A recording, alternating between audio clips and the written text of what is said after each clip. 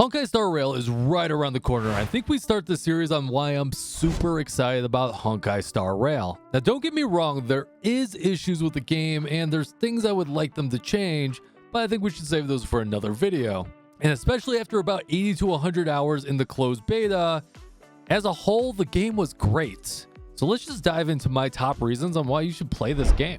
All right, I think we should get this out of the way that I haven't really played Honkai Impact the Third, so I know a lot of the characters come from the Honkai universe, and this takes place in another alternate universe or another timeline that has nothing to do with each other or something like that.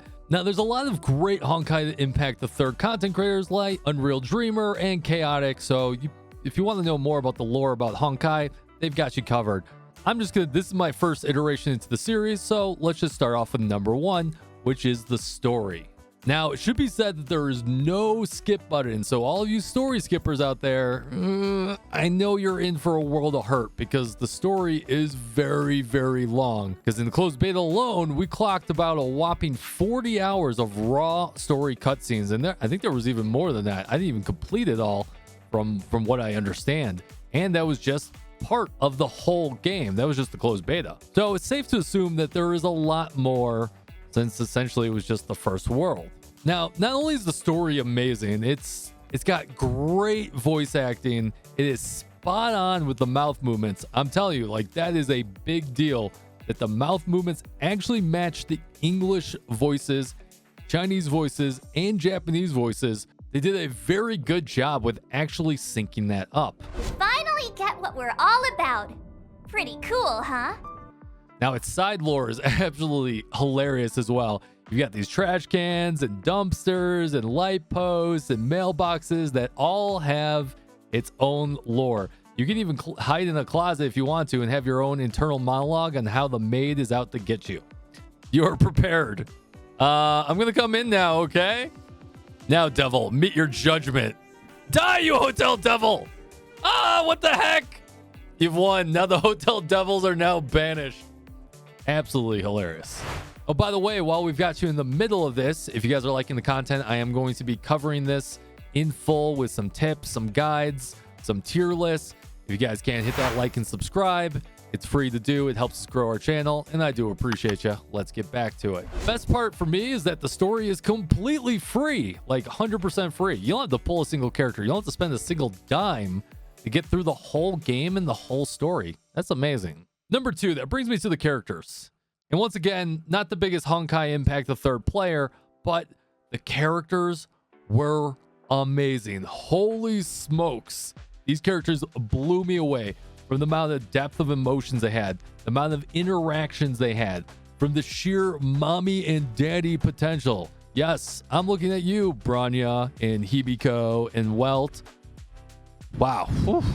Oh, we can't forget Kafka as well, which I don't think is actually a playable character, but maybe it will be at some point. Even the first limiteds like Sealy and Jingyon. Conflict is pitiless. Show no mercy. Are insane. I might be mispronouncing that. Hit me in the comments down below if I'm mispronouncing that. But man, they were killer. Their story was great, and also their abilities in combat were overpowered in some cases. Now, the main character also has a voice. Oh my god, thank you. Eons. Did I get dragged into a science fiction movie or something? This Stellaron thing in my Are you body? counting the stars? Thank you. Genshin, I'm looking at you. Why does the main character not have a voice? But seriously, I can't go through all the characters, but there is a lot to love about the Honkai universe and the characters that incorporate that universe. I'm insanely impressed. Number three, you can play quickly, you can play slowly, you can play at your own pace. Now, at some point, you are going to hit down the barriers of needing to be certain levels to do things, but you don't have to go quick. You're not competing against anyone. You can sit back, relax, enjoy the game for what it is. Play a little bit here, play a little bit there. You can do your daily activities and weeklies. Those can be stretched out if you want to try and like hit higher achievements, or you can go blaze through them in 3 minutes and be done for the whole day.